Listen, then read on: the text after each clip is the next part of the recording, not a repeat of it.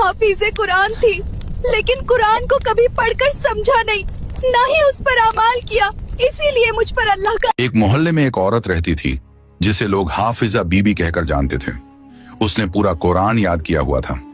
हर जुमे को वह औरतों के लिए दर्स से कुरान रखा करती।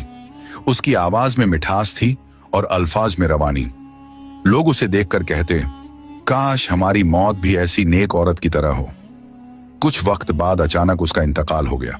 गुस्ल, जनाजा और दफन सब कुछ पूरे एहतराम से हुआ। लोग यही समझते रहे कि अब वह जन्नत की राह पर होगी। लेकिन कुछ दिनों बाद एक अजीब वाकया हुआ। उसकी एक करीबी सहेली ने ख्वाब देखा। उसने देखा कि वही हाफिजा बीबी अंधेरी कब्र में तड़प रही है।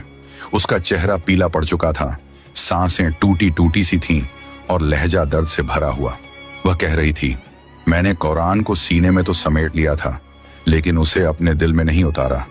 यह सुनकर सहेली घबरा गई और रोते हुए बोली, तुम तो हाफिजा थी, फिर यह हालत क्यों? कब्र से भर्राई हुई आवाज आई, मैंने आयतें जबान से पढ़ी मगर उन पर अमल नहीं किया। लोगों को दीन सिखाया लेकिन खुद जबान की गलतियों से न बच सकी।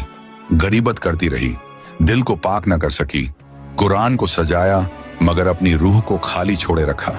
यह कहकर आवाज खामोश हो गई और सहेली की आंख खुल गई। इसी तरह और वाकयात सुनने के लिए चैनल को सब्सक्राइब करें।